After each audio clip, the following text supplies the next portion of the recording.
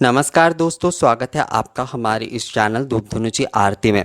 दोस्तों, आप में से कई लोगों का ये रिक्वेस्ट था कि एक बार दर्पण में मैं अगर स्नान आपको दिखा दूं कि किस तरीके से दर्पण में स्नान किए जाते हैं, अर्थात करवाए जाते हैं माँ के।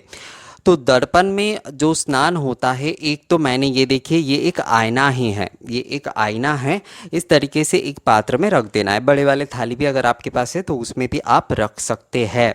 स्नान कार्य जो होता है, ये सारा जो स्नान कार्य होता है तो इसमें ही किया जाता है दर्पण में।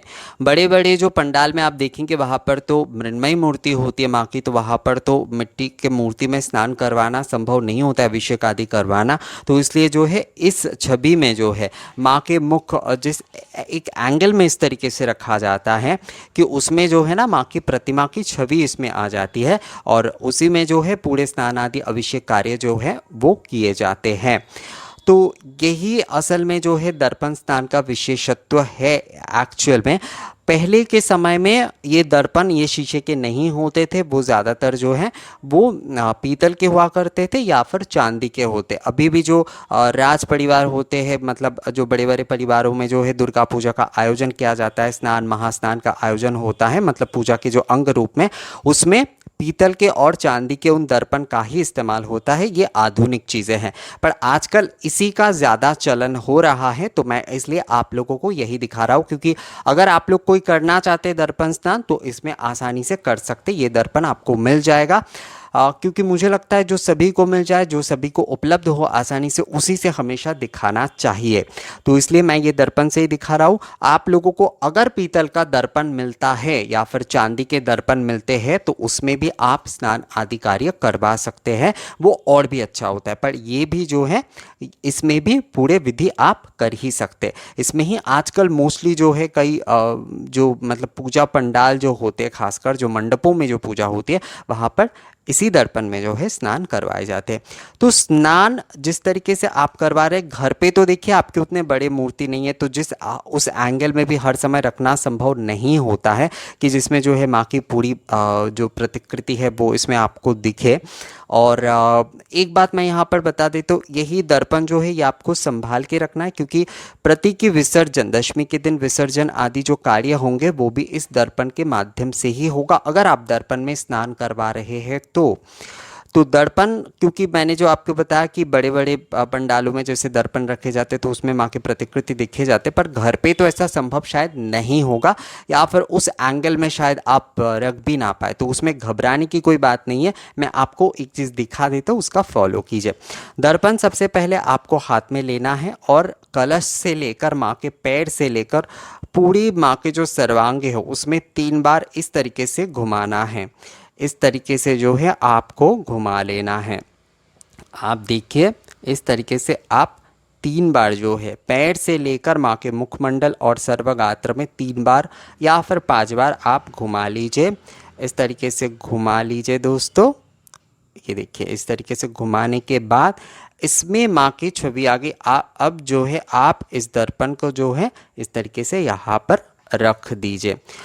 यहाँ पर रखने के बाद जो भी स्नान विधि मैंने अष्ट कलश जो आपको स्नान बताया, वो स्नान आप संपूर्ण इसमें करिए। उसके बाद जो कोशाकुशी का स्नान मैंने आपको बताया वो आप इसमें करिए। उसके बाद जो है जो पूर्ण स्नान जो कि अर्घपात्र यानी शंख जल की जो स्नान है वो आप करिए।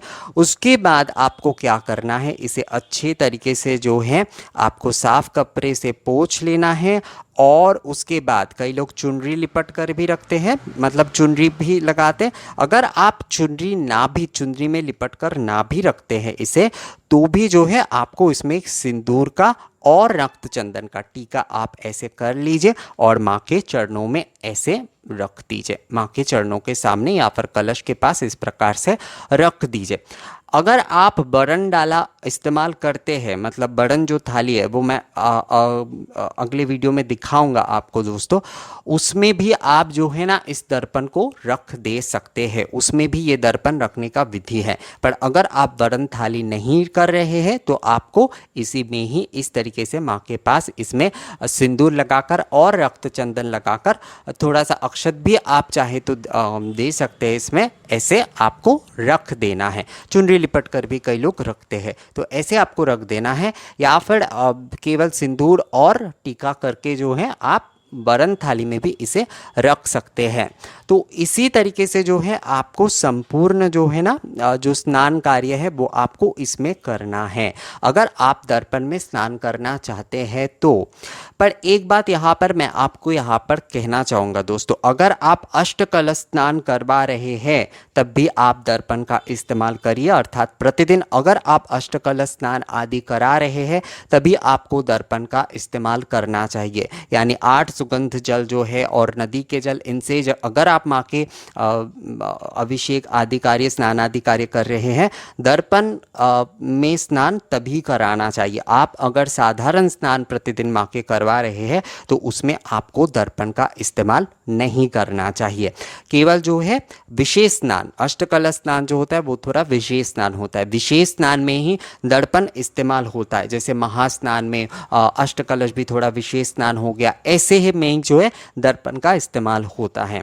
साधारण जो स्नान होता है वो आपको ऐसे ताम्र पात्र में ही करना चाहिए। नॉर्मल जैसे मैंने कोशाकोशी का स्नान आप लोगों को दिखाया, आपको उसी ताम्र पात्र में जो है माँ का स्नान करवाना चाहिए।